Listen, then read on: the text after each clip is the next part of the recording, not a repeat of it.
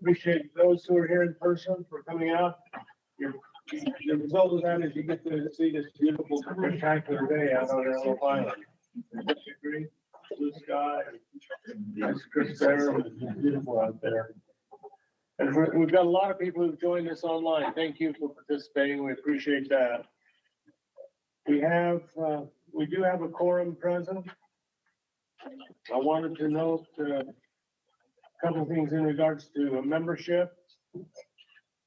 Lee Perry, are you on? There you are, Lee. Welcome to our group. Lee Perry is the Commissioner of Box Elder County, who's been appointed to represent Box Elder County on the Advisory Council, following in the steps of Jeff Stahl. And most of you probably know Lee or know of him. He served in the legislature for, was it 10 years, Lee?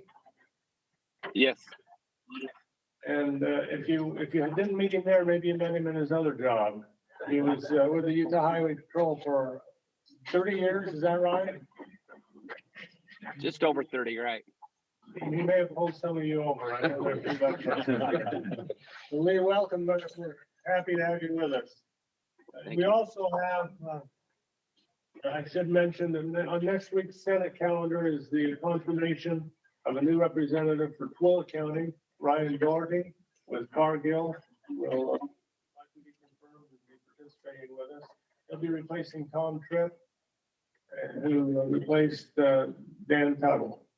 So we'll have a full contingent there. Let's go around the room and do introductions. Could we start right up in this corner? Would you tell us who you are and who you're with? My name is Marcelle. I'm with the Salinity Tribune. Welcome. Keith Hambrecht, Division of Forestry, Fire and State Lands. Adam Wickline, Audubon, and Great Salt Lake Watershed Enhancement Trust. Marcelle Shoop, National Audubon Society and the Watershed. Jim Harris, Division of Water Quality. Jeff Richards, represent the migratory bird production areas. Don Leonard, representing aquaculture. Marcelle Weber, Division of Forestry, Fire and State Lands. Jeremy Shelton, Park Manager here at Antelope Island. Let's go back to that. Oh, back to that. Wherever. For resources. Thank you, Craig. Trevor Nelson, River Canal Company, Regional Water Task Force. Weiss Law, U.S. River Reclamation. Christine Rumpke, U.S. Geological Survey. Ryan Doherty, Cargill Salt. Max Memphis National Audubon Society. Morgan Falker, Forestry, Fire and State Lands. Doug Starry, Forestry Science. Steve Epstein, Jacobs Engineering. Emily Holly, Forestry, Fire and State Lands. Brad Caldwell, Water Resources. Ethan Stater, Water Resources. Sheila Adams, Audubon and Trust. Emily Hamill, National Audubon Society. Leland Meyer, Stuart Folks. Dave Livermore, Nature Conservancy. Tom Ward, Municipalities. Demon's Branch Cooperative. Jennifer Riggs, Forestry, Fire and State Lands. Thank you, everyone. Appreciate your being here. You were sent an agenda and then a revised agenda. I'd entertain a motion to approve the revised agenda. Take a minute. Second, any later discussion? All in favor, say aye. Aye. Any opposed, nay. The abstentions. Okay, we also sent out meeting notes for the September 13, 2023 meeting. We've received no revisions or changes to those, and so I'll entertain a motion to approve the minutes. Thank you, Dave Livermore. Is there a second? Thank you, Tom. Any debate or discussion? All in favor, say aye. Aye. Any opposed, nay. Any abstentions? That's passes. Let's move now to our substantive part of our agenda. We have invited the Salt Lake Watershed Enhancement Trust representatives to meet with us. We provide an update on what they're doing. Marcelle Shoop of Audubon will give the introduction. She'll introduce who will follow her. Well, good morning. Yay, Marcelle. Thank you. What a warm welcome on a beautiful morning. That's a rowdy crowd here. Yeah. Rowdy crowd. Calm down, we'll call security. Yeah, that's good. Thank you. Great.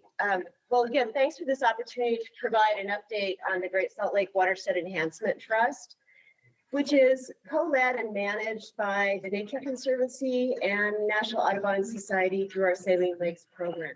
A couple of weeks ago, I had the opportunity to attend an event that was sponsored by the Nature Conservancy, where we were talking about the trust. And Dave Livermore, not surprisingly, gave some very inspirational remarks and incorporated in that talk some quotes from some historic and current day environmental and conservation icons.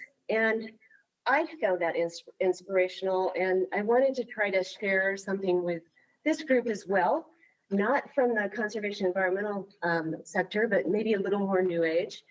Deepak Chopra said, "Success comes when people act together. Failure tends to happen alone." And I think if there's anything that's true about solving the challenges facing Great Salt Lake and its wetlands, it's that we as a society really need to work together to find the solutions. And I think that there is so much energy and so much dynamic interest in the lake and the wetlands now that it is our hope. And I also think that it has been one of the reasons that the trust has gotten off the ground so quickly in a short amount of time. And I just want to say the amount of support, resources, contributions, both in terms of guidance, donations, and just general workload has been shared by many, and we appreciate that effort greatly. So I'm going to tell you a little bit about the trust, and what I would just remind you is that we have been given $40 million of state funding for the purpose to benefit Great Salt Lake, its wetlands, and its hydrology. Audubon and TNC early on selected the Community Foundation of Utah to hold and administer the funds. During the last 10 months, we have set up the formal governance system for the trust. We now have a trusted, I think the slide's missing, but we have a trust advisory council. We switched slides, depths here. We now have a trust advisory council made up of 9 members, representing positions designated by statute. And that trust advisory council has been working extremely hard to advise us and help us make decisions in our activities. And just in the interest of time, unless somebody would like me to, I won't go through the list of who they are, but they are on our website at greatsaltlakewatershed.org. I do see Tim Hawks, who's in the room. He's one of our members representing the British industry. So one of the things we've been working on in the last 10 months is working on a strategic plan, which we hope to make public in January. The legislation provides a number of things that the trust can do with its money, the public's money. And in particular, what we've tried to do is organize around a vision and mission and key focal areas. So that includes our new vision statement, which I'll give you a minute to read it, a second to read it, which is really about contributing to an enduring Great Salt Lake that sustains people and wildlife for generations to come. Our new mission statement is helping to preserve the irreplaceable wetlands and waters of Great Salt Lake by fostering collaborative partnerships and innovative water projects for the benefit of people and wildlife.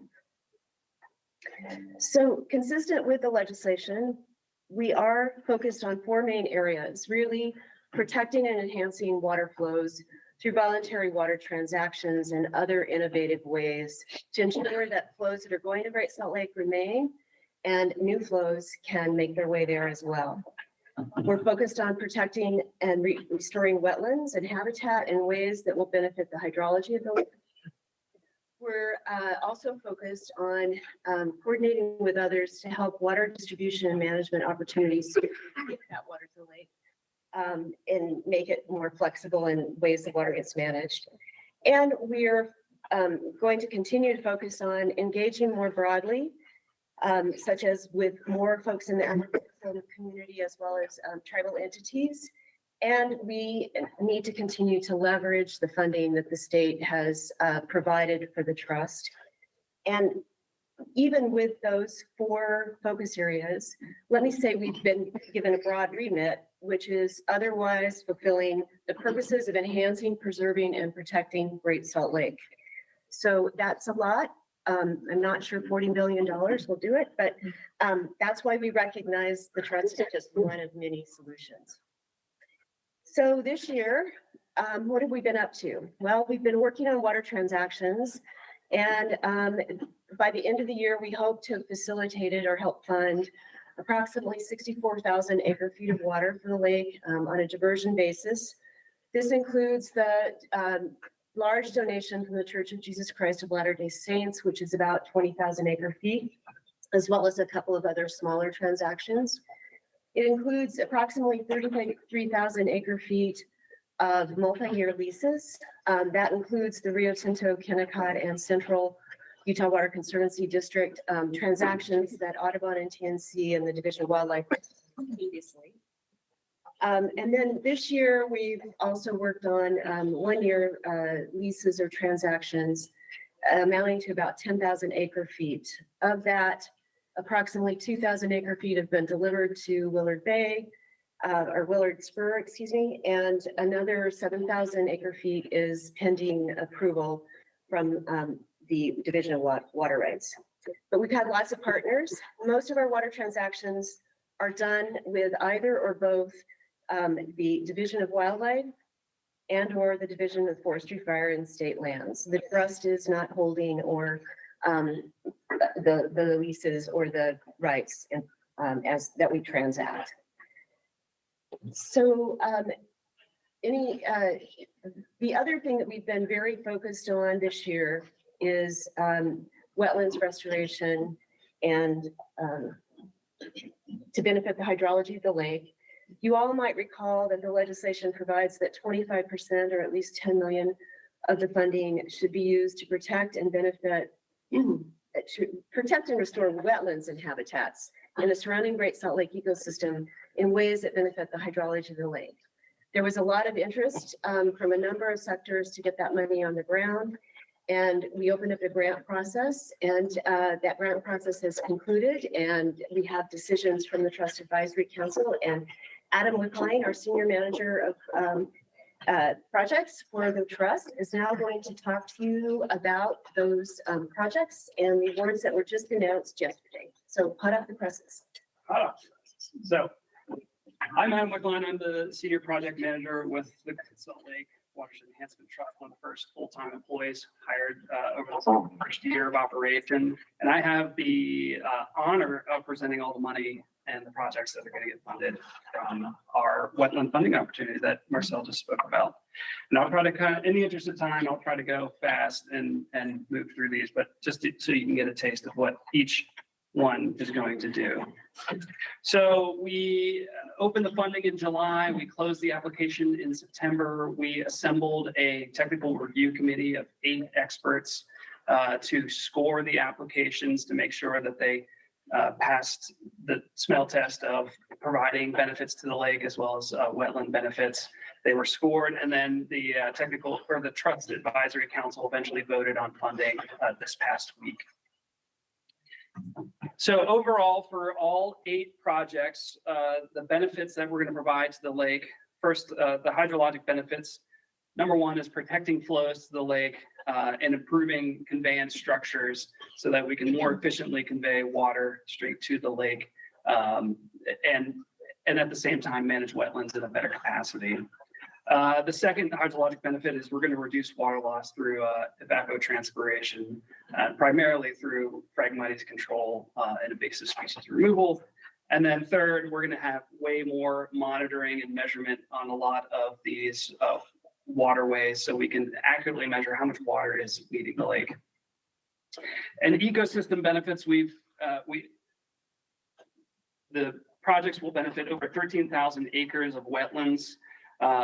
Again, we're going to reduce invasive species, improve habitat quality, creation of new habitat in some of the project areas, as well as better water control to give managers more ability to create the idealized habitat for wildlife.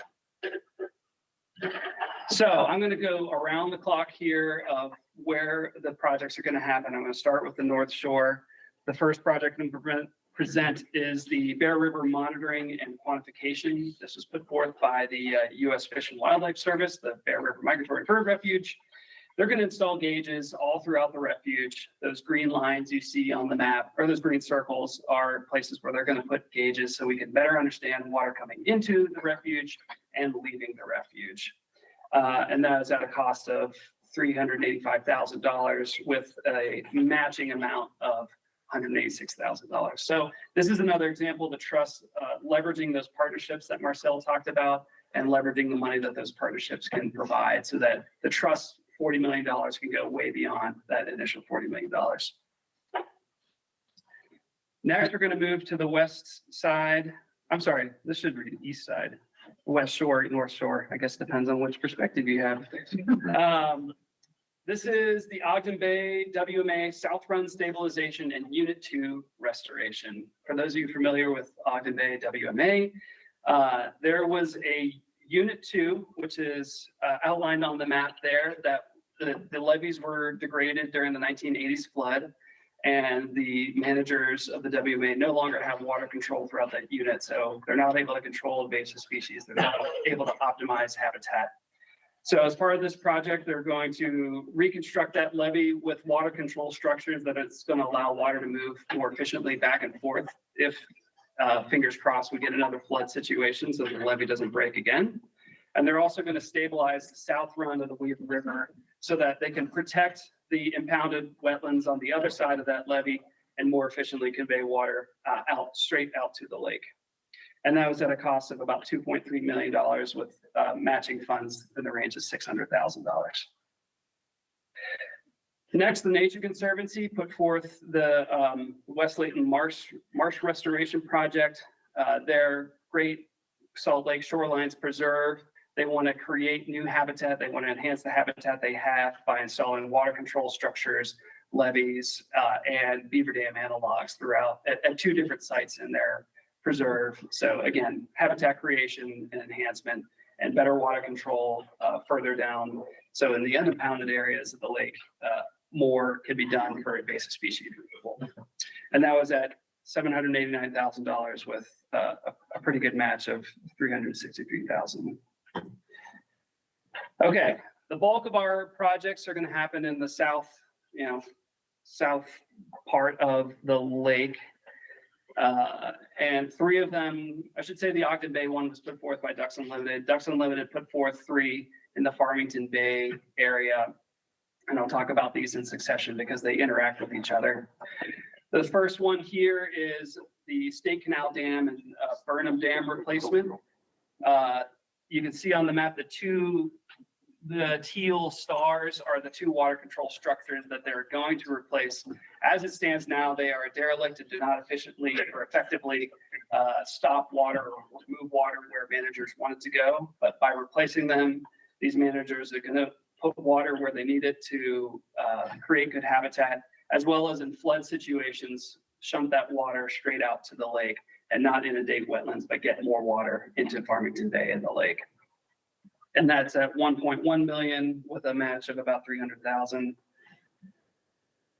Second, The match is on top of the million, right? on top of the million, yes. Yeah, so the total would be the addition of those 2. Next similar project, again, Ducks Unlimited. These are the stars on the map are water control structures along the bypass canal that need replacing. Same benefits that we talked about before, improved water conveyance and better ability to manage wetland habitat for about 21,000 acres. And that was $785,000 with a match of $420,000. And then the last one put forth by Ducks Unlimited is this Burton Dam sewage canal structure replacement. Same thing as I've gone through before. All this infrastructure just needs upgrading, needs replacement so that those managers can better move water where they need it to. And this would benefit 2,200 acres at a cost of $683,000 with a match of $176,000. Next, the Utah Division of Wildlife Resources recently acquired this property. I believe it was the Black Hawk duck club. It was a private duck club that DWR acquired. It's been well maintained for years, so they need to replace all these water control structures to improve habitat on about 665 acres of the parcel. So that will cost, or with GSL Wet will fund about $125,000 for that operation, and DWR will match about $42,000. How am I doing on time? Pretty good. The last project that we are funding, the Salt Lake City Public Utilities Department put forth an application that was well supported by a lot of partners to do actual fee title acquisition of property in the South Shore region of Great Salt Lake. So their goal here is to protect land from development through a conservation easement eventually, as well as protect existing wetland habitat and that wetland's ability to convey water to the lake, either the surface flows or groundwater flows. So this is a project that is still being baked, and we have put forth $2.2 million in support of their property acquisition, pending appraisals, pending reviews, all the necessary due diligence that property acquisition would need. And the city is proposing that they would match at least $4.4 million, depending on the purchase price agreed upon, and potentially more, depending on how the negotiation goes. And that's all 8 projects that we are funding. And I will let Marcelle just close out our presentation. Thanks. I just wanted to say that looking forward, where the trust is going, in January, our first formal report is due to state agencies in the legislature, as well as we anticipate releasing the strategic plan. We're excited about that. We are continuing to work on water transactions, and over the next couple of months, few weeks, we are going to be working on contracts with all the participants that were awarded funding. We will continue to engage broader communities, and we look forward to more folks reaching out to us. I will say, I don't have financials in here, but I will say at this point in time, with the trust money put into a relatively good equity fund, there has been quite a lot of interest generated. So to date, we have been pretty much functioning on that interest, and also some of the transactions have been paid for by that too. We've spent so far about 64,000 acre feet, less than $1 million, and we're pretty excited about that. But it's the future. I don't think they're going to be necessarily those big blocks of water as donations. So with the transactions that we have, where we've got longer term leases and payments that we need to set aside money for, as well as the $10 million in wetland funding, the trust is looking at about $25 million currently right now for ongoing water acquisitions or transactions and our other work. So with that, I would just suggest please visit our website at Great Salt Lake Watershed Enhancement.org, or sorry, it's Great Salt Lake GSLWaterTrust.org. Sorry, there's the list of GSL acronyms must be a mile long. And then also Forestry, Fire and State Lands has a link, as does the Community Foundation of Utah. Thank you very much. Happy to Thank you, answer Marcelle and questions. Adam.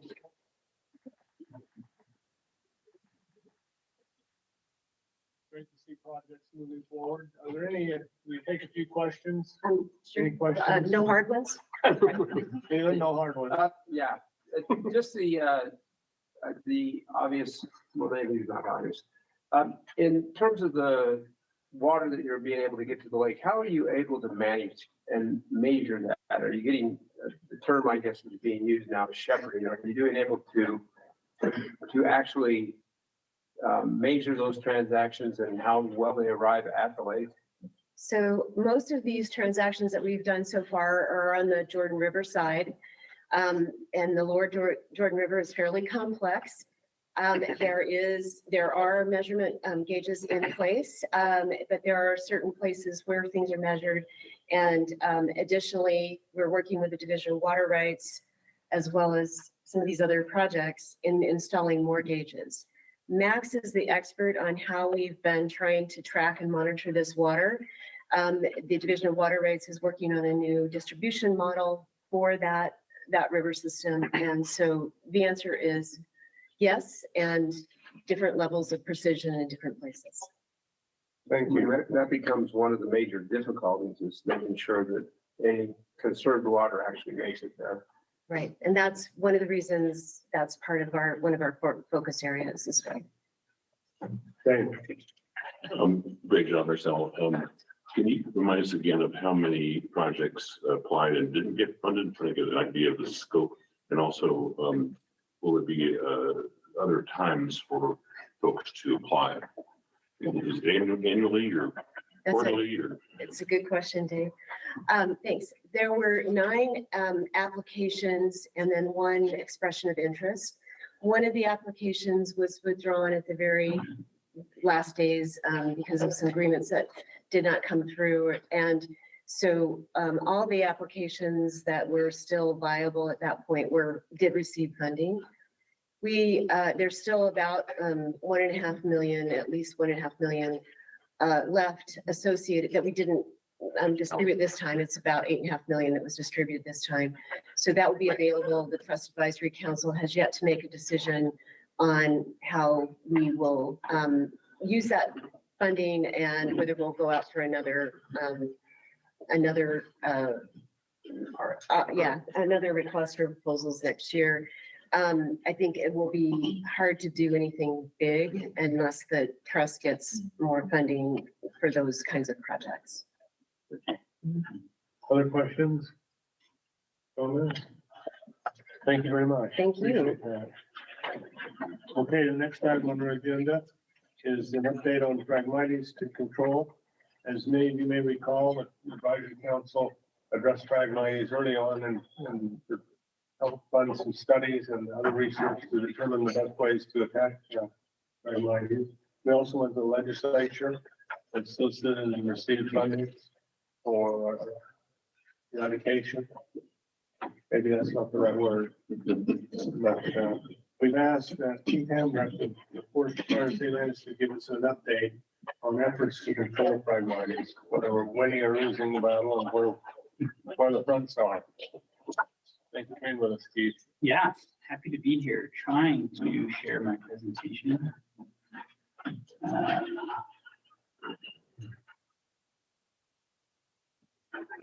Here we go.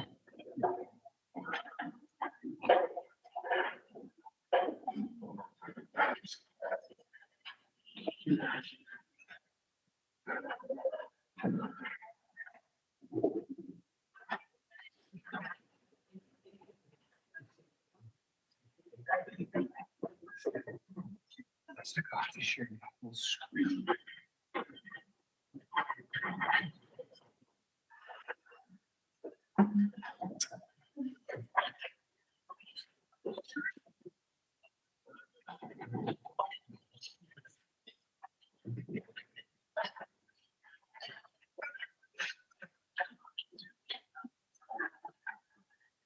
There we go.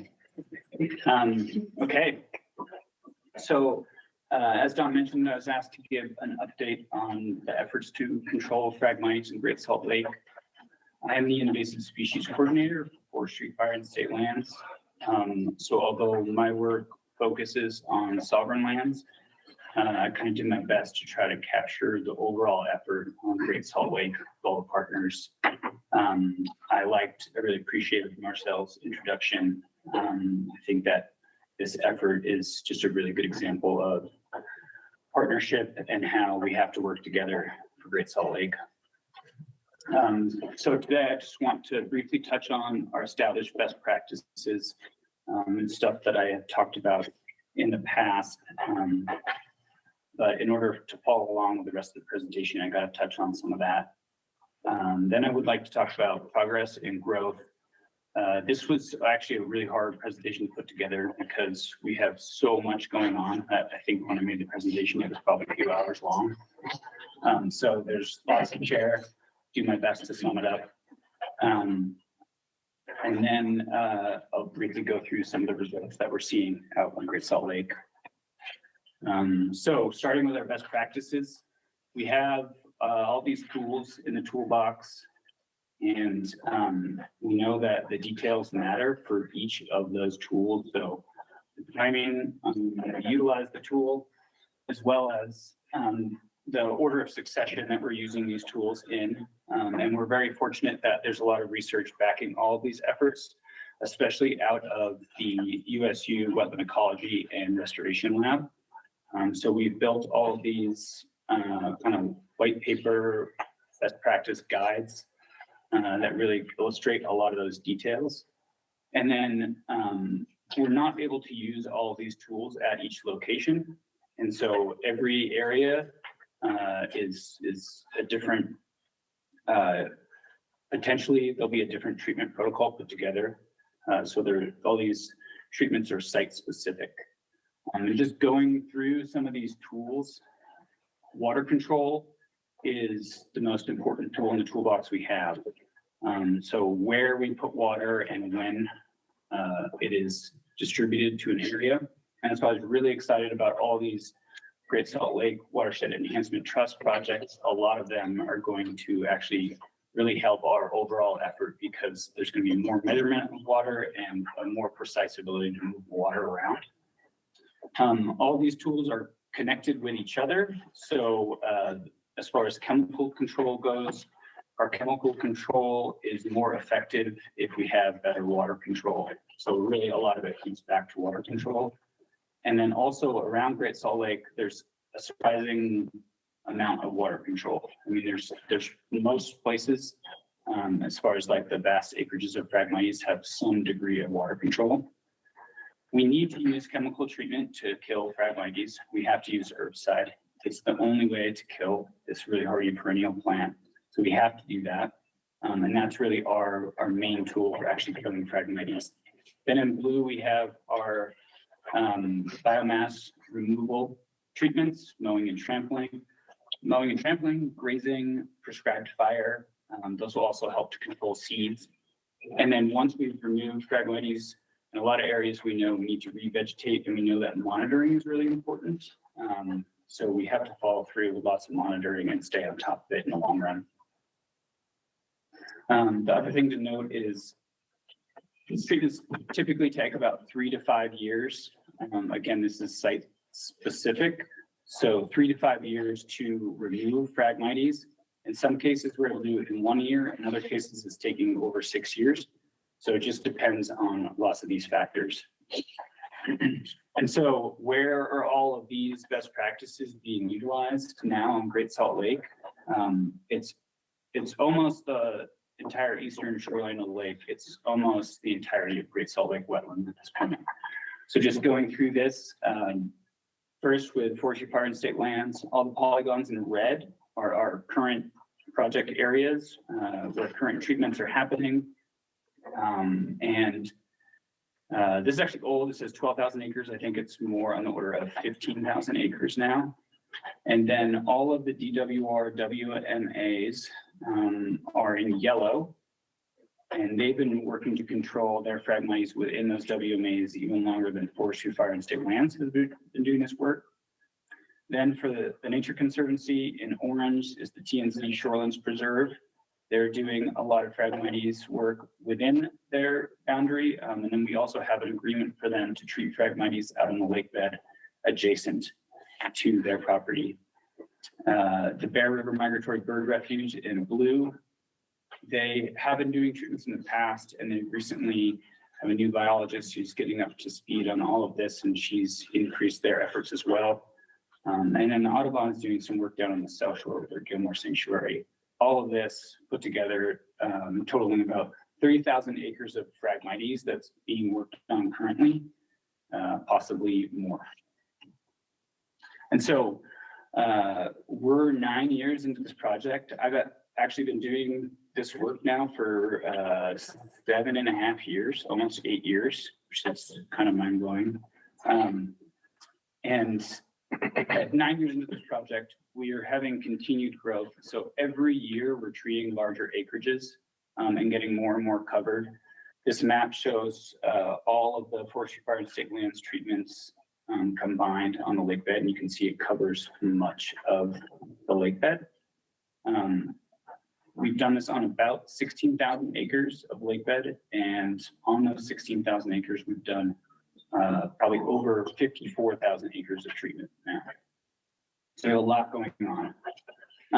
And I put this video in here, just kind of illustrating the scale of this work. So these are a couple of shots in Farmington Bay, where we're mowing and trampling Phragmites. And these tractors are huge tractors, and you can just see kind of how tiny they are in comparison to the work that's being done out here. These areas will take sometimes multiple months to get fully mowed. And then the other thing you can see in the work is after we mow and trample down Phragmites, you can see how much more water is being opened up. And so really it's a lot of this work. I feel like we're turning Great Salt Lake back into a lake again.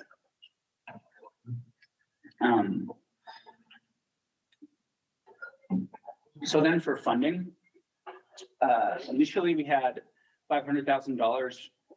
Forestry Fire and State Lands had $500,000. This past year, we asked for an increase. So now we're working with $800,000 ongoing. And then for the past handful of years, we've been using that state money through the WRI proposal process with DWR for DWR to get Pittman Robertson federal funding. And so our state money is great match. And because that's the case, they're now getting for the past 2 years, about $600,000 to $650,000 a year. So combined, that's a significant increase in funding over the past year. And then with 2023 being a big water year, I was really excited that we had this increase in funding and we were really able to take advantage of that additional water. And so with our chemical treatments, we know that they're more effective when we have healthy Phragmites with lots of water. And so the past couple of years prior to 2023, where it was very, very dry, we were really limited in where we could do treatments. And then this year with the big water year, we knew we had a lot to do. And also Phragmites loves water, so there's more Phragmites to treat. And so in these big water years, we need to do a lot of work. And this was the first year where we just had enough funding to really take advantage of all this water and everything we wanted to do. Because that's the case, we kind of learned from that lesson. We're asking for $2 million of one-time funding this upcoming session. And we're hoping that that's basically going to be our rainy day fund. So we have this ongoing funding so we can keep these projects going year to year. But then if we have a big water year, we can jump on it and react quickly with this money. So hopefully we get that funding this session. And then just further illustrating the growth in progress, this map shows all of the treatments that happened in 2023 for Forestry Fire and State Lands, DWR, and the Nature Conservancy.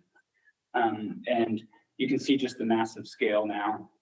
This is covering the entire lake bed. And this is just aerial treatments, so it's excluding all the work that's happening within the impounded wetlands. Forestry Fire and State Lands, we treated almost 7,000 acres compared to last year, close to 4,000, so a significant increase. And then DWR, same story. They almost doubled their acreage, and combined aerial and ground, they were over 10,000 acres. And so we're just continuing to increase the acres that we treat over time. Here's all of our treatments over the last 4 years for Forestry Fire and State Lands aerial, and then DWR ground and aerial. Again, just increasing significantly over time. And so with these best practices established, a lot of experience gained, And then all of these partners that are involved on Great Salt Lake, these different management areas, we've been working to develop strategic plans that are site-specific. And these plans are site-specific at areas where inflows are reaching Great Salt Lake. And they're partnered strategic plans with the adjacent landowner that's managing the water. So the first one that we finished was in Farmington Bay with DWR. So it's the area adjacent to the Farmington Bay WMA. This past year, we finished one for Howard Slough. And what these plans look like is we are taking these areas and breaking them up into different treatment blocks based on the hydrology of the area. And so that the map on the left shows the color coding for those different blocks. And then based on our knowledge of the conditions and how we can move water around, we're able to take that and build it into a calendar that you see on the right there. So we can kind of plot out where we're going to move water and when we're going to do treatments. These plans are really, they end up being quite simple in the end, but it's like many years in the making of getting to know these areas and building this partnership to move water around. And it's a lot of moving parts. So this winter, I'm hoping we can move to the Bear River Bay area with Fish and Wildlife Service. That may, once we get into it, I feel like it may end up including DWR and the Willard Spur as well, because that might make the most sense. And then in the future, we need to do the area adjacent to the Shorelands Preserve as well as Ogden Bay with DWR. So what do our results look like? Within the impoundments, is all this working? Yes, it's working. It's working really well. And what this plot shows is of the area that DWR covers on the ground. So if they cover 1,000 acres, they keep track of the chemical that they spray, which will tell them how many acres of Phragmites they sprayed. So if they cover 1,000 acres and they spray 100, they know they have about 10% Phragmites cover.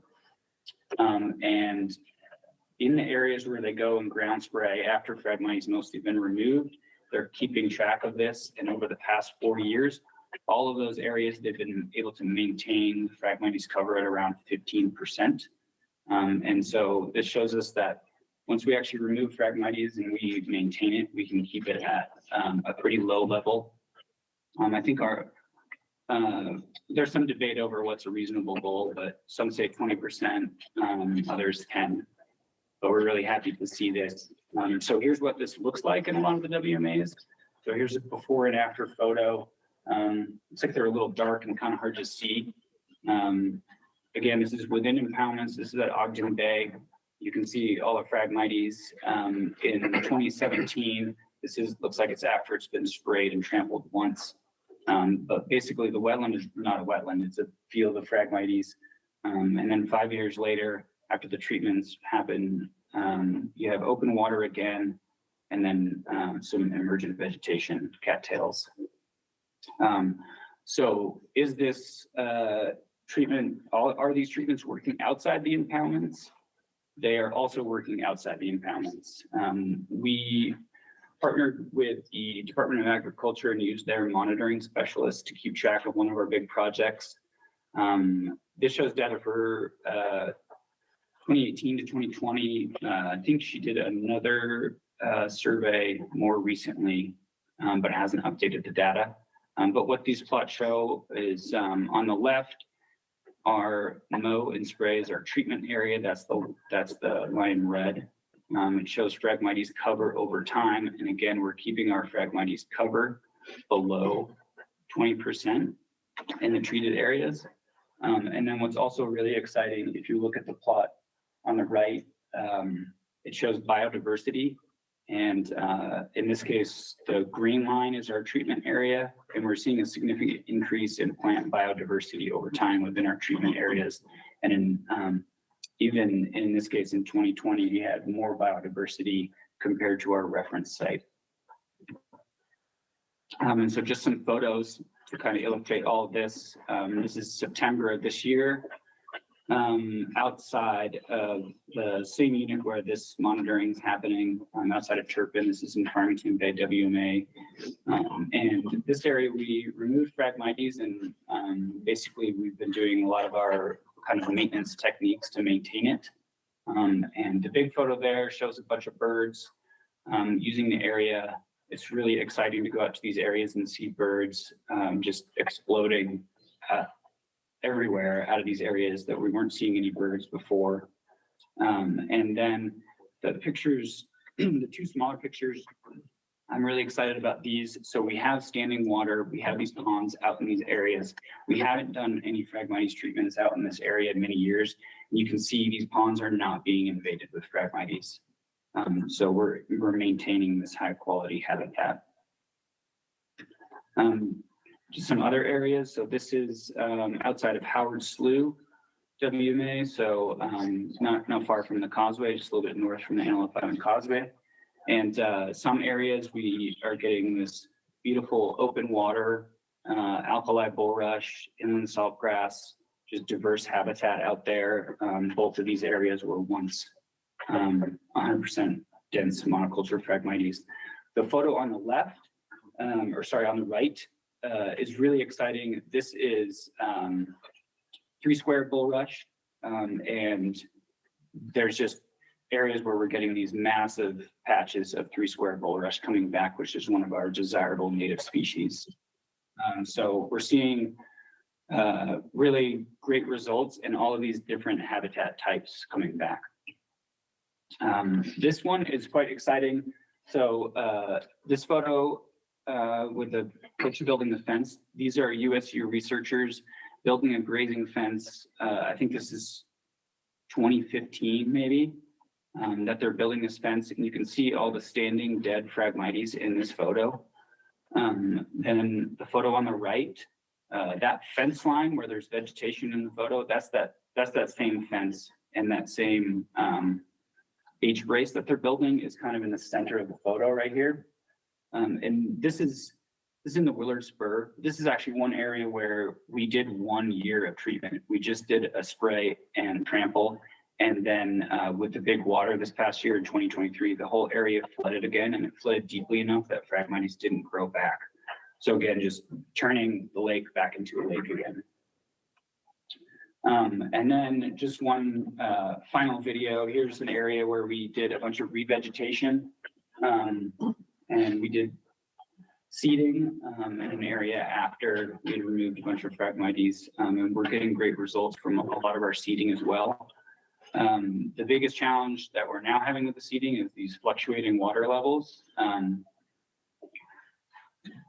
where 2022 was the driest year ever, and then 2023 was the wettest year ever. And so we seeded inland saltgrass, which is a pretty low-lying species here. All this was underwater the following year, and all these species drowned. So although we're having all this success, there's still tons of challenges. And with the fluctuating water levels, we know that we're going to have areas where our plans don't work out well, but we just have to keep at it. And so going forward, some of the things that I really like to see is I'd like to see more prescribed fire, and I'm hoping we can get good support for doing so. In forestry, fire, and state lands, we've increased capacity within our fire program to do more prescribed fire, which is great. That'll allow us to treat a lot more acres and remove Phragmites much more quickly. Because we're removing so much Phragmites, we have to do a lot more revegetation. And there's a lot of challenges with that. It's really expensive. It's hard to get the supply, but we're figuring out how to ramp that up.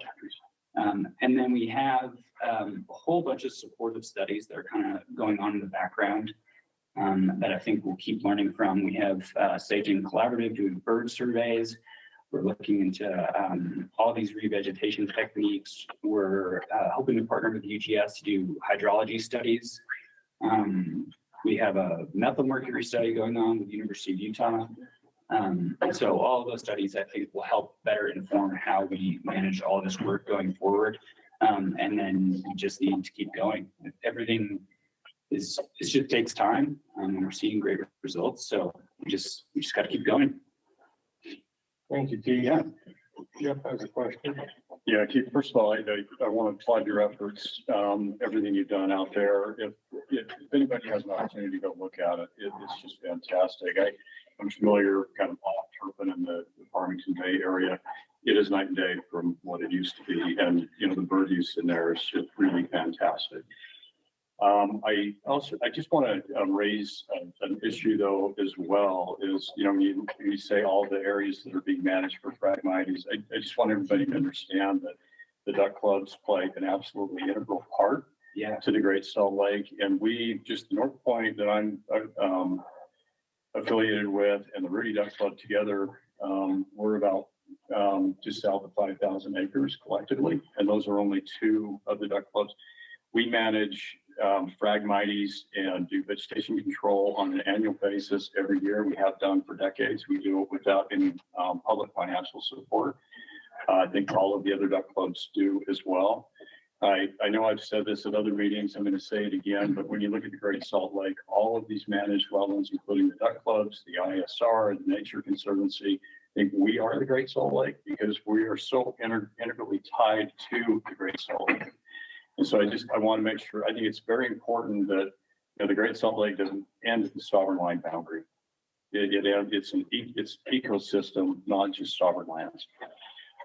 So that's my soapbox for a minute. And then I just want to ask you a question. If you look at the surplus canal, the Jordan River, the sewer canal that comes down into the Great Salt Lake, if you look at it even from 21st South down to where it goes into the managed wetlands or into the Great Salt Lake, it looks like there's enough Phragmite seedbed there to repopulate the Great Salt Lake pretty easily. What, if anything, is being done to control kind of upstream from all of the wetlands in the Great Salt Lake? Yeah. So first, just your comment. We're really grateful that the duck clubs are also working hard to control all of their Phragmites. And I think there's additional partnerships to be had, working more closely with the duck clubs. A lot of this stuff is just, it's taking so much time to develop all of these partners. And it's like, I have my list and, you know, duck clubs we need to do better working with the duck clubs. And then, I mean, even Antelope Island, there's Phragmites around Antelope Island that we're not touching. So hopefully we'll keep expanding into those areas. And we've had conversations too about how, we really need to be talking about these impounded wetlands or the lake. They are Great Salt Lake, they're part of Great Salt Lake. So I'm excited to hear, you know, another voice saying that. As far as the upstream Phragmites issue, so there's been a great effort within the Weber watershed to do that. As part of the Weber River watershed, I think there's maybe Weber River Cooperative Weed Management Area. They've been getting funding through the NRCS and conservation districts that distribute it to treat Phragmites in canals and streams. I'm looking into how we can expand that. There's a new coordinator for the Salt Lake Conservation District, and he said he was interested in getting grant funding. So I think that's going to be one of the great mechanisms, is going to be using conservation districts or NRCS to do a lot of that upstream work. It's a significant need. We are also doing a lot of work on the Jordan River, getting ramped up on the Jordan River, because we also manage the bed of the Jordan River. So we have a coordinator just for the Jordan River, so that should help as well.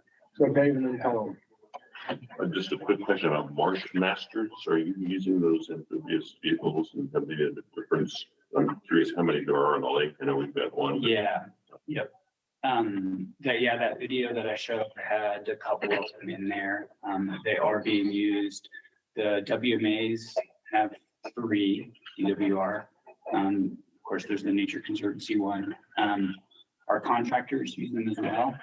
They're really like the best day-to-day piece of equipment, and they've been a big game changer. So when I first started giving these presentations, usually we were including pictures of lots of sunk tractors and people taking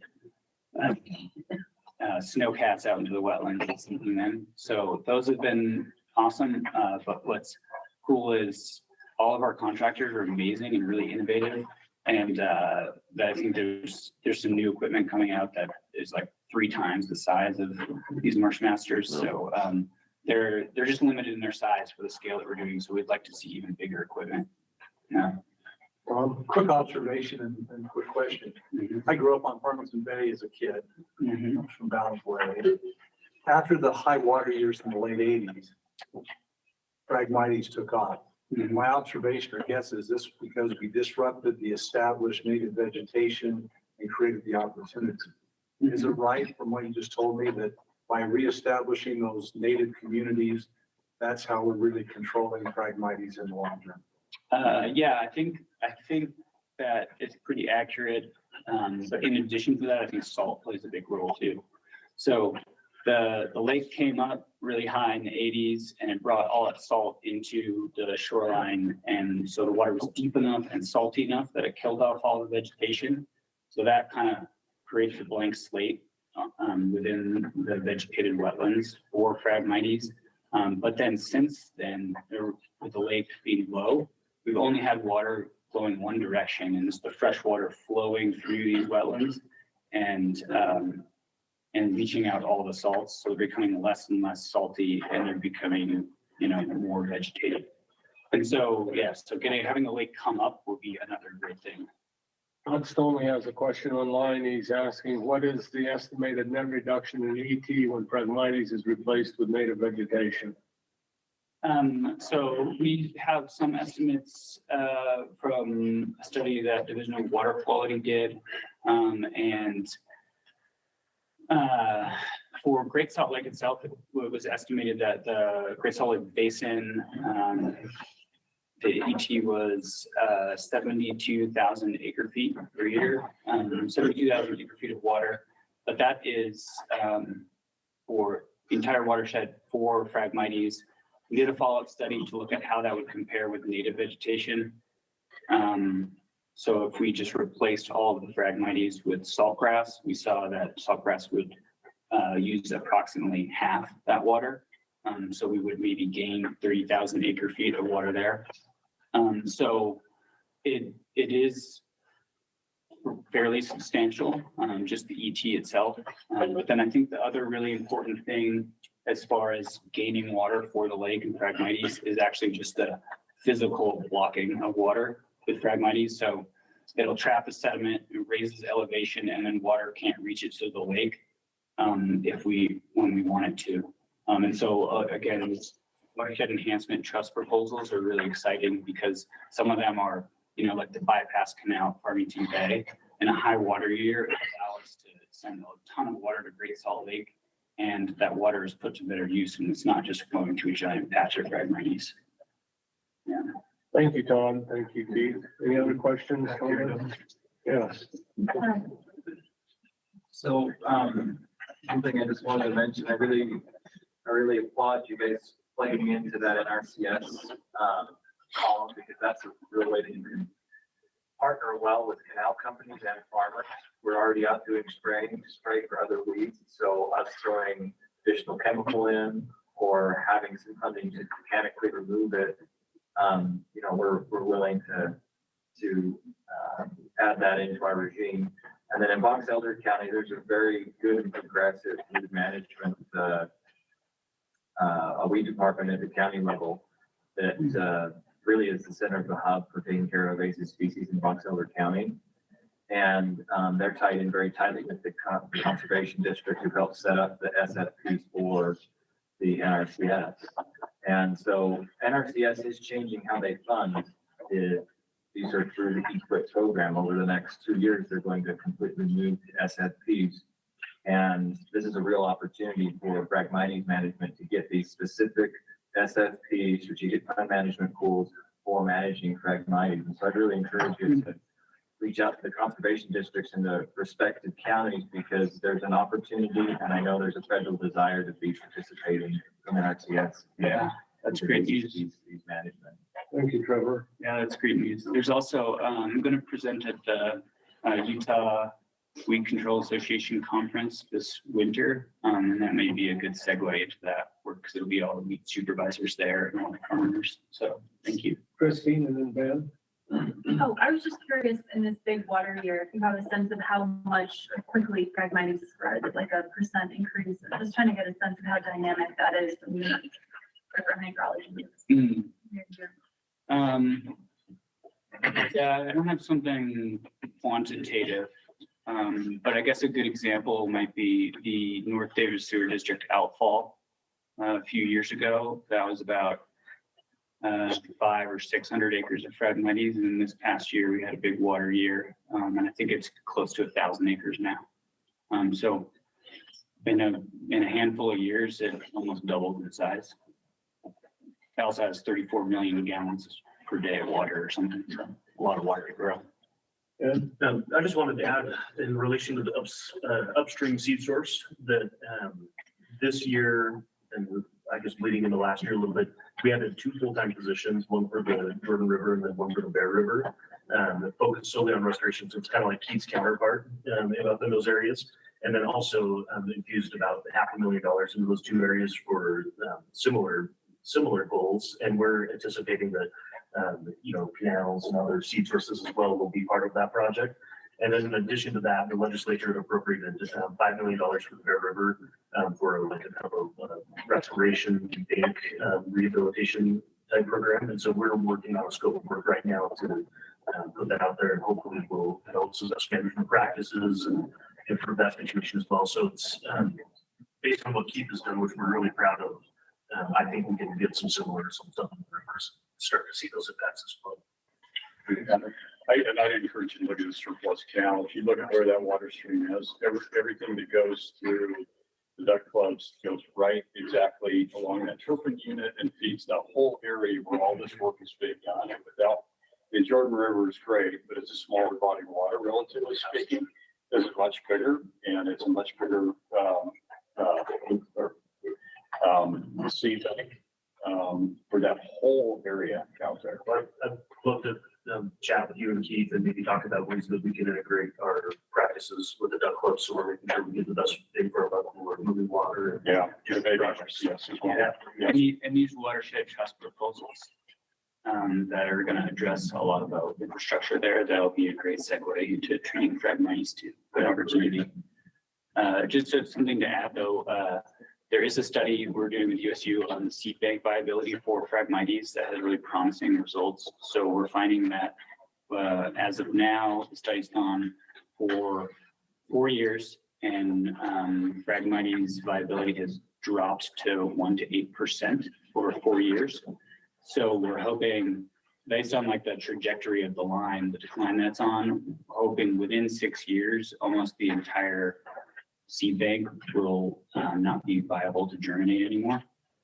So that's not actually that long of a time. So if we can manage Phragmites and hold it off, hopefully that seed bank dies in less than a decade. As long as you're not feeding it from upstream. As long as you're not feeding it from additional sources yet. Yeah. okay, I think we'll move on. Keith, thank you so much for your participation.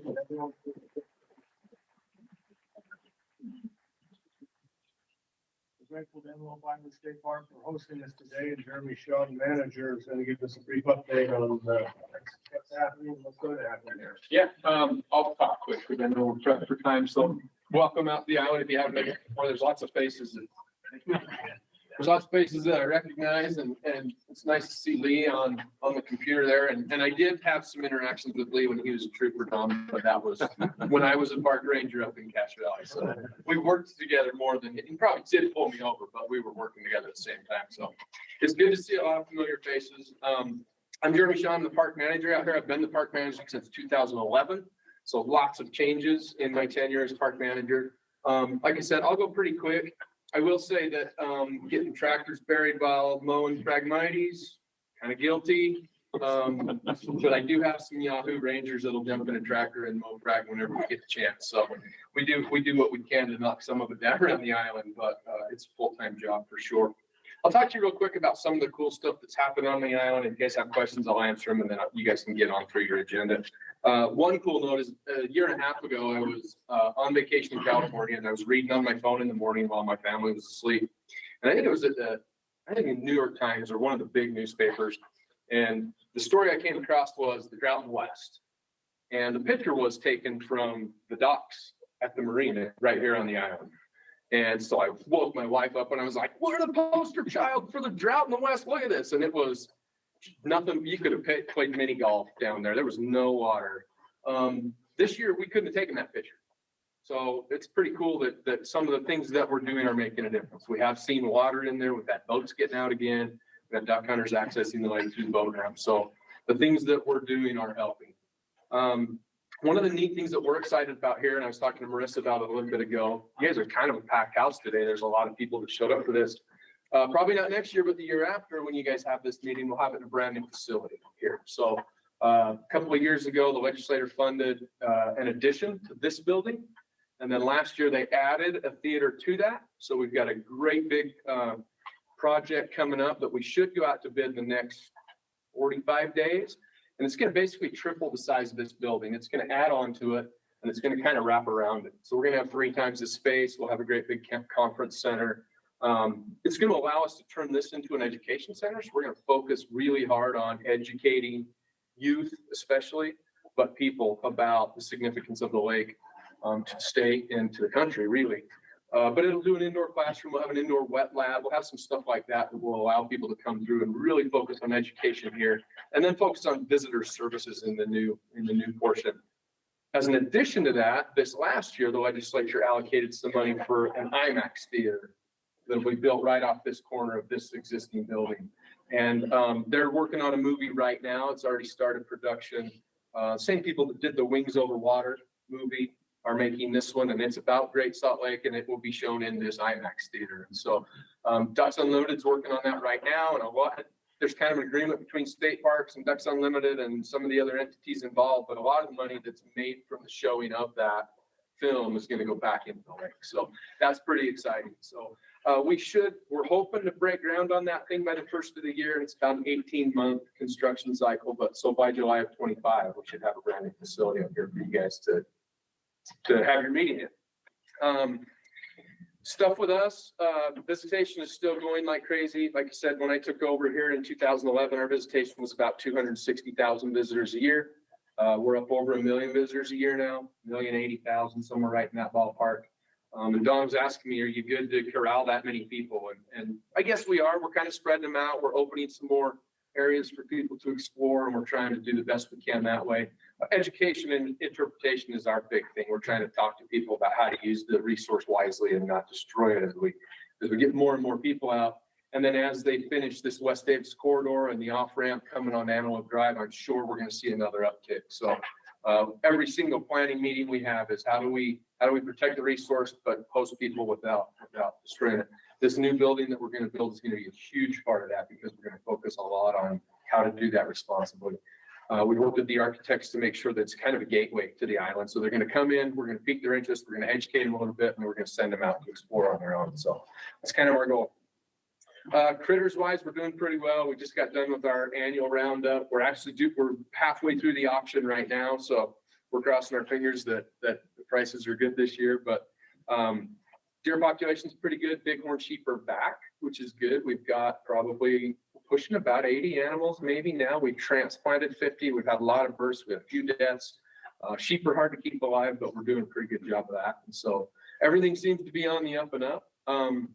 What questions can I answer about Antelope Island? And if you don't have any, then I'll get out of you guys' way and let you bust through your agenda. Questions for Jeremy? Okay, again, thanks for coming out today. It's good to see a lot of people that I know and I've worked with in the past. And Thank you for you guys enjoy the rest of your Thanks meeting. for hosting us. Yeah, you bet.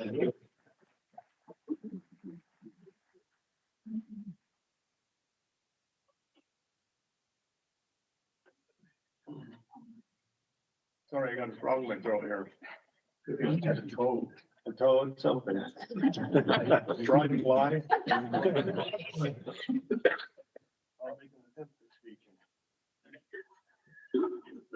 As many of you know, Tom Tripp has been involved with the advisory council since the beginning. When Dan Tuttle was the Tooele representative, Tom backed him up as an alternate. And with Dan's untimely passing, Tom has been filling that role with Mark Reynolds backing him up. Tom called and asked if he could have some time on the agenda, and because of his long-time involvement, I agreed to extend our meeting a little bit, as well as the fact that Tom is leaving town for a year. So this is his last meeting for at least a year. And so Tom's going to talk to us a little bit about mineral extraction's impact on salinity. We appreciate all your involvement and support and wish you the best in the coming year. Are we on your machine, Marissa? Yeah, right. Let me know. Has it got a clicker? You're welcome to just take my computer if you want. Thank you. Well, as Don is fine, I've been here nearly forever. I've been highly involved in the Great Salt Lake since at least 1983. So I got a full 40 years and life has changed from the good old days. I'm gonna try to fly through here fast. I haven't got that many slides. Great Salt Lake's a thermal lake. That's no surprise to anybody sitting here. Means it's got water coming in. The only way out is by evaporation. Traditionally, back in the 1980s, we talked about the good old days when it was 4,200. We had 3 million acre feet of water came in. And 66% of that was by stream flow, Bear, Ogden, Weaver, and Provo. About a third came in by rain and snow directly hitting the surface of the lake. And then there's some contribution by groundwater, which we're all kind of debating what that really is or means anymore. But it was 3 million in, and then you'd have 3 million back out by surface evaporation. And that's just a function of how much surface area you have, how big the lake is, and how warm the temperature is. That'll determine how much evaporation is there. And when that was the case, we were about 4,200 elevation, which everyone thinks is a pretty good elevation. I think it's a pretty good one.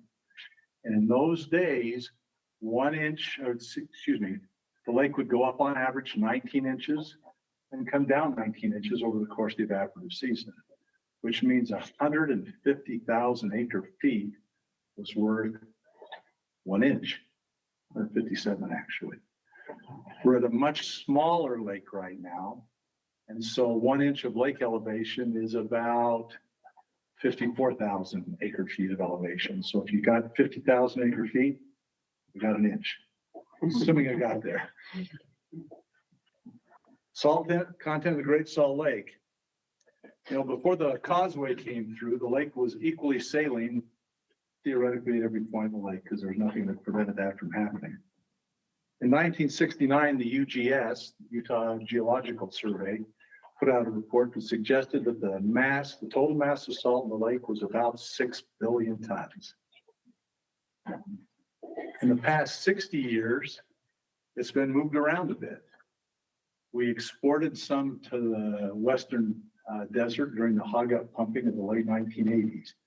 The estimate was maybe 800 million, maybe 1 billion tons of salt is still left out in the West Desert from that hog-up activity. It was intended to recirculate through and come back, but because of the change in the lake elevation, they never achieved the recirculation. So it's just left out there about nominally 1 billion tons. So currently, the south arm, where we're worried about most of the ecology, is about 1.1 billion tons of salt. This is from the UGS figures in their report in June of this year. Put the rest of those up there. West Desert got their billion. Mineral extraction over that period of time has taken somewhere between 0.5 billion and 1 billion tons of salt out of the lake. Part of it went to processing and part of it's just in the floors of their ponds right now. And by difference, that leaves the north arm of the Great Salt Lake with about 3.2 billion tons of salt. So we've migrated lots of salt through the causeway in kind of a fashion to the north arm. Okay, this was all just historic. I'm trying to get through there so I don't take much time. We're going to talk about salt extraction. This is a map of the salt or the mineral leases on the Great Salt Lake. You've got nominally 4 big ones. You've got Compass, you've got Morton, which are sodium chloride industry principally. You got US Magnesium, you've got Compass. Extraction companies have mineral leases and they have water rights in order to operate on the lake. The water's pumped into a confined area and is concentrated by solar energy. And that increases the concentration of the salt in the remaining water and it leads to precipitation of salt on the floors. And the salts in the Great Salt Lake have been studied at length in this fancy ternary phase diagram. will predict for you what's going to come out next based on temperatures and concentrations of components. But it's simplified. When you concentrate up in a solar pond, sodium chloride comes out first, then some potassium chloride comes out with some more sodium chloride. And later on, you're getting a complex mixture of magnesium, potassium, sulfates, and chlorides that vary quite a bit depending on the daily temperature or the hourly temperature of what's falling out. Salt producers generally stop evaporating at some point in order to preserve the purity or quality of their salt. So some salt producers will return some water back to the lake. For example, Morton salt takes salt and returns whatever they don't use back to the lake as water. People like US Magnesium, which I have a long association with, we take it a lot farther and we're concentrating the solution to have a high solution of magnesium chloride, which is the raw material for making magnesium metal. So we never turn any water back. We keep every bit of the water and salt that comes to us. If you're in the salt business, you're going to lay down 4 to 6 inches of vertical salt in the floor of the pond every year. And if you're a trivialist, that's about 140 tons per acre inch of salt. Magnesium, or I presume potassium, Joe, I'm just extrapolating, as you get to more concentrated or the final parts of your ponds, the evaporation slows way down because evaporation rates are affected by the high concentration. In the end of our ponds, we're getting an inch, perhaps 2 on a really exceptional year of precipitated salt in the final floors. And salinity, we're going to use a little example. We express salinity lots of ways on the lake. Here's the 3 common ways. The one that we most often talk about, I think, is grams per liter. This is the number of grams of solid salt that's dissolved in the water. And this is one from the fall of 2022 in the South Arm. So we got up to about 150 grams per liter, which could also be expressed as 15% salinity. And there's lots of technical variations and you can make corrections. So this is the simplified version. Or you could look at the specific gravity, which is the ratio of the brine to the density of the brine to the density of fresh water. So if you're looking at specific gravity, you could express at 1.15. Those are all essentially equivalent. For context, I'm looking for the brine shrimp people to help me, but I understand that when you get up to about 150 grams per liter, the brine shrimp start getting uncomfortable, or at least they're less productive than what they were. And if the lake gets to 270 grams per liter, this is where it saturates. This is where the whole floor of the lake is going to get covered with salt because you've reached the point it can't retain the salt that's got dissolved. And the North Arm is at or near saturation all of the time. So we're laying down salt in the floor of the pond. The UGS did a study there a couple of years, said they had 1.5 feet on the perimeters and maybe up to 5 feet or 6 feet in the deep spots of the south of the North Arm. So there's lots of salt there. Now I'm going to talk a little bit more specifically what mineral extraction is going to do. And I'm only going to talk about US Magnesium because that's the data I know specifically. In a full production year, and we haven't been there every year, we're going to take 120,000 acre feet. Now we talked about an acre, I'd say an inch being 57,000 or 54,000. I don't know which number that is exactly. Once at 4,200. At this current low elevation of 4,192, that 120,000 acre feet is about 2.3 inches of lake elevation. That's just what the arithmetic tells you. The unvarnished. And if you look at that 120,000 acre feet, it's not all water. You've taken 163 million tons of water and you've taken 29 million tons of salt. And no salt or water has ever returned to the lake. So we've taken that bite out of it at a full production year. And we're looking to make a raw material that's 9% magnesium. So we're evaporating, a whole lot of water to get that 9% solution. And when you look at it from a salinity equivalent, I mentioned the 2 inches of South Arm. You're also taking 2.6% of the salinity of the South Arm by doing that. And that's an interesting artifact. We'll talk about that in a second. Because no water turns back and the salt accumulates on the floors, you get a thicker and thicker layer of salt. And over the years, say the last 25, conservatively, US Magnesium has put 400 million tons of salt on the floor of the pond, which is a big fraction of the total salt that would be there. For example, if you go back to that same example, if you had 1.1 billion tons of salt and it was 150 grams per liter, if you hadn't taken that 400 million tons out, the solution would have got to 205 grams per liter. And we're not pushing ourselves out there as the savior of the lake. But when you're in a low lake elevation, there is a salinity control contribution that comes from mineral extraction activities. You didn't take 2 inches out, but in effect, you could say you created a dilution equivalent to 100,000 acre feet of fresh water because the salt is no longer matching up with the water. And so it's kind of that way. And this has got some strength to it. I understand. I'm an extraction guy. But there is a positive value to the extraction, especially at low lake levels, because you're controlling the salinity.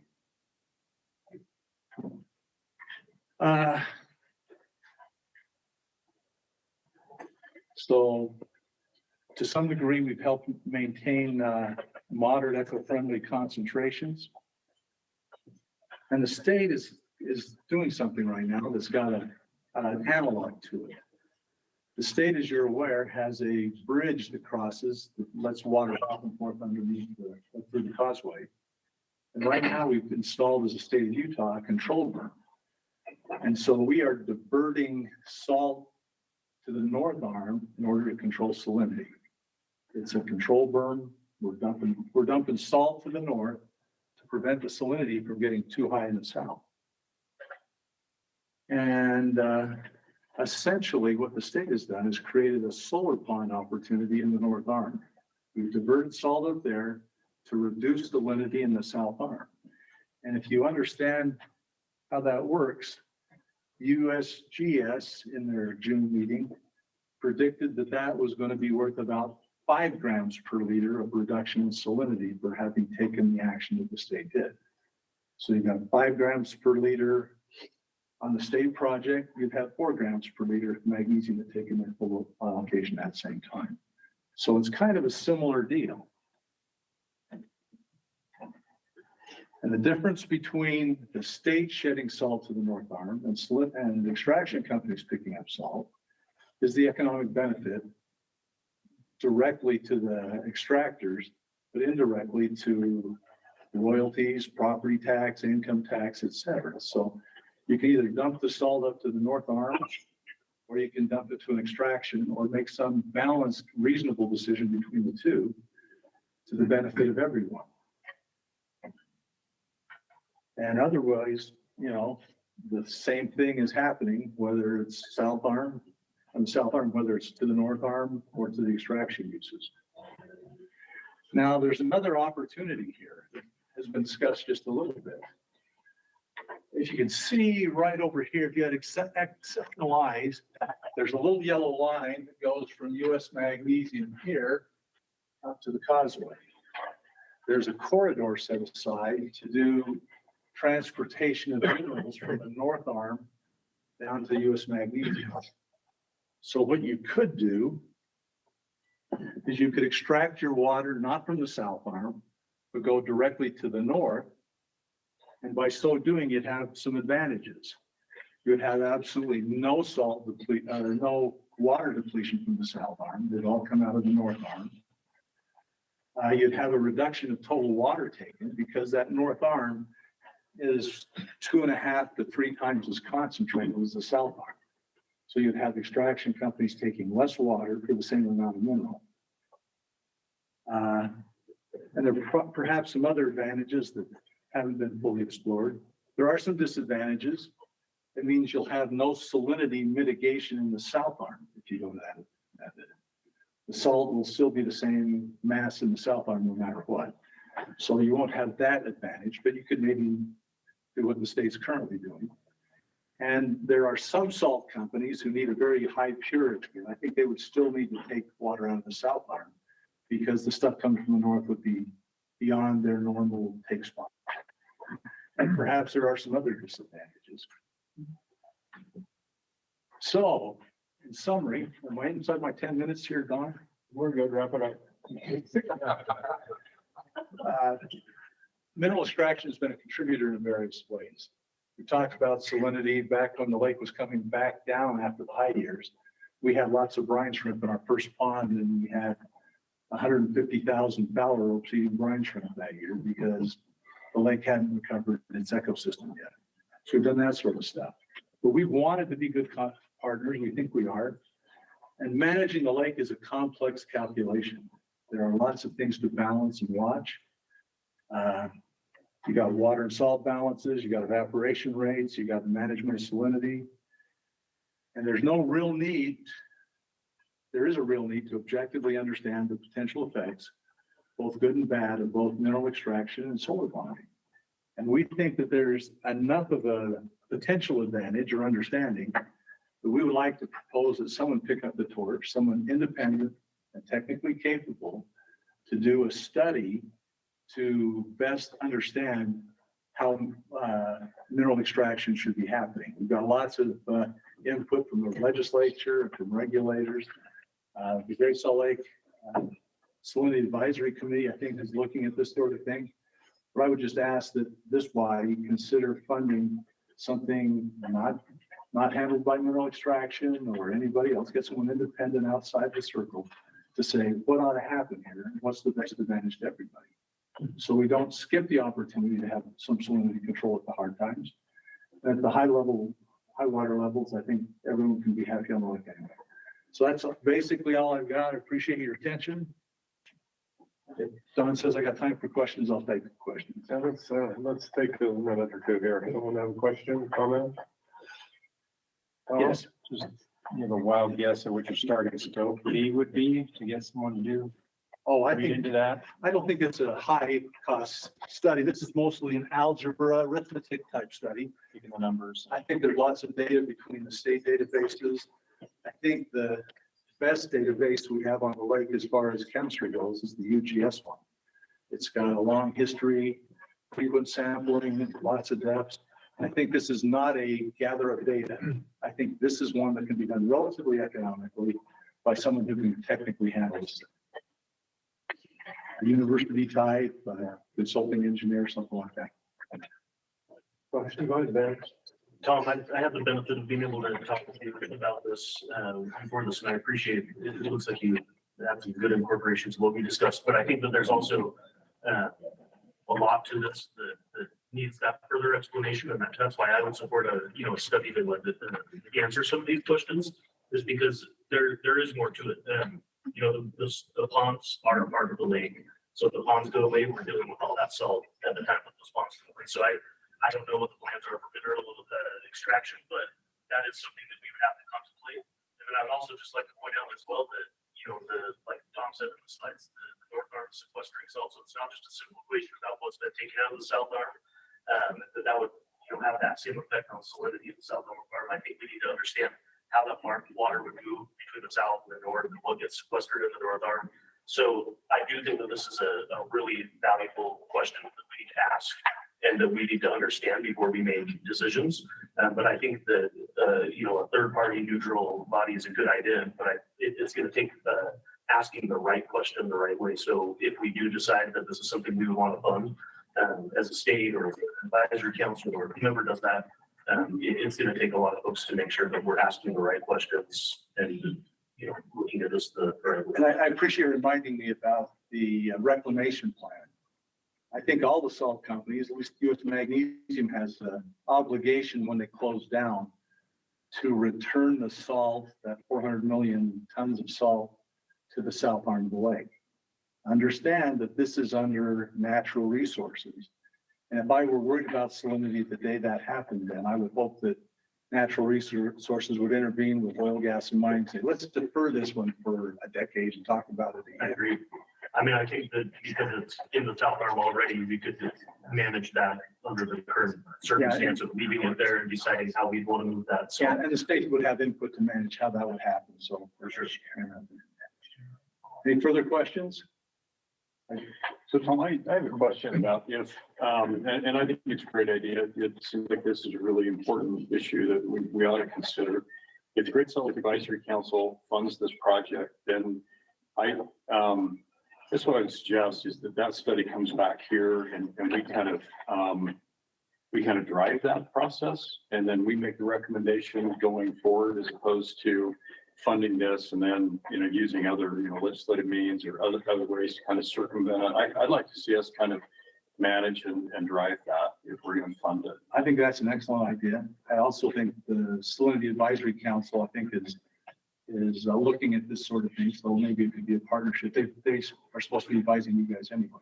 Yeah, and I think the importance of that is you've got so many stakeholders in this room that I think if we ultimately could support this idea, I think it would go a long way to moving it to the next step. Or if we don't support it, you at least know, Why we don't. where the issues are.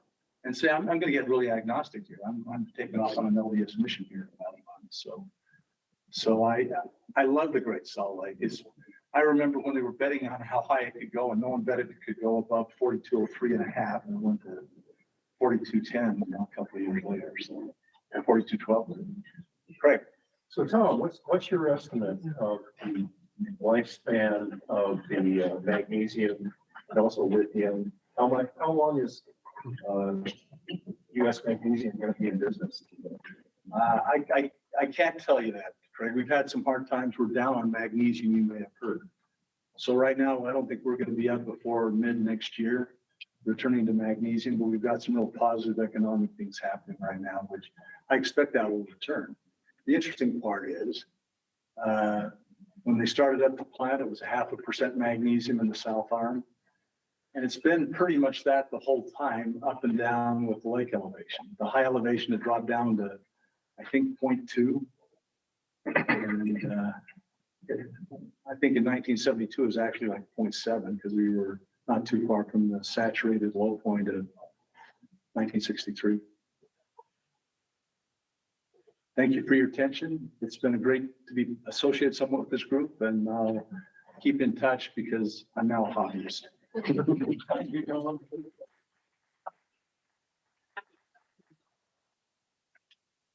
Thanks, Tom. Good luck for you.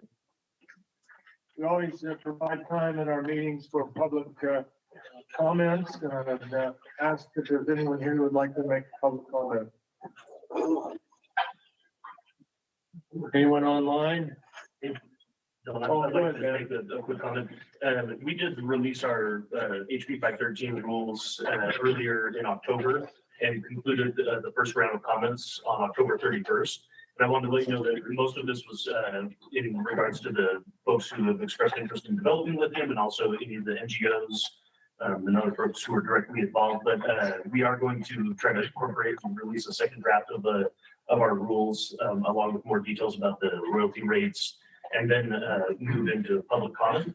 And then we would move into the actual formal rulemaking where anybody who would like to, express their opinions on that could also do that. So there's going to be a lot of opportunity to weigh in, but just so you all know, the rules are live on our website. You're more than welcome to go there. And if you have any questions, you're welcome to reach out to me. Thank you, Ben. I'd like to add to that just briefly. We are also going to be issuing either later today or maybe tomorrow, kind of a companion piece to the HB 513 rules, which relate to our approval of the self-certification that they will do, and then, no harmful impact to the bioavailable and chemistry of the lake. And so it's been a challenging. Joe's now helping along with a couple of our other board members to assist us in public stakeholder outreach right now. And this will be an informal outreach phase before it goes back to our board and then to formal rulemaking. So again, like their process, there'll be multiple opportunities for anyone to comment on this. So I'll send a link to all the information as soon as I can. Thank you, Jim. Ben, what is your estimate on the second draft? We would like to have the second draft, out within the next week and a half to 2 weeks, but we have meetings this week with some of the extractors and we'll see where we get with that. Any other comments from the public? Hearing that, we have someone online. Lynn just posted a comment. Chat box.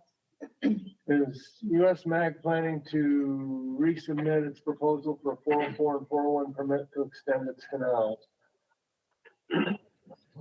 I don't know if I can formally respond to that, but the lake is up substantially since the last thing. So we're keeping ourselves open, but we can still take water. We just want to make sure that we don't get caught if it goes down the road. I think we don't know, Lynn. Good luck. We're not doing anything this week. Okay, other comments in public comment period? Hearing none, I'll close that down. Other member discussion, recommendations and actions. Any suggestions for topics for future meetings? I guess with Tom's presentation, is there, what will be the next steps on that in terms of, and I can't remember where we're at in our funding cycle. So. I was going to ask whether members were interested in pursuing the proposal that Tom suggested. Anyone object to that? We do have some funding left for this year. Good idea. Yeah, sounds good. Sounds like everybody's on board, so we'll go ahead and pursue getting a work plan together and seeing what we can do on that.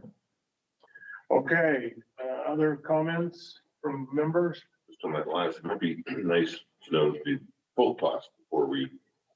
Right. Commit. You gotta get a scope together, what you want to. My question was to determine whether to do anything about it. No. We'll move down and look at it. Don, I had one Go ahead, other, for a future meeting, I'd like something to have Brian Steed and the Great Salt Lake Commission just not advise, but give us an update on where they are with their plan. Okay, and I don't know what the right step for that is, but. that's a timely request. We're trying to get them to our next meeting. Oh, thank you. So good. Other. Okay, let's move on. We have a proposed meeting schedule for next year, which follows the same pattern of this year, the second Wednesday at 10 o'clock. With the exception of the May meeting, we will not have a May meeting because it would conflict with the issues forum, and we'll encourage everyone to participate in the issues forum. So we have January 10, March 13, July 10, September 11, November 13. You repeat those again. Yes. January 10, March 13, July 10, September 11, and November 13. And I'll note that they're on that, we have extra agendas here, and those things throw in that agenda. Can I entertain a motion to approve that meeting schedule for next year? Thank you, Leland. Second, Dave, thank you. Any debate or discussion? All in favor, say aye. Aye. Any abstentions? Oh gosh, that was unanimous. Okay. Any other business? I would entertain a motion to adjourn. So moved. Thank you, Tom. Second, Dave. All in favor, say aye. Aye. Hey, thanks everyone for being here, for presenters especially. Thank you. Oh,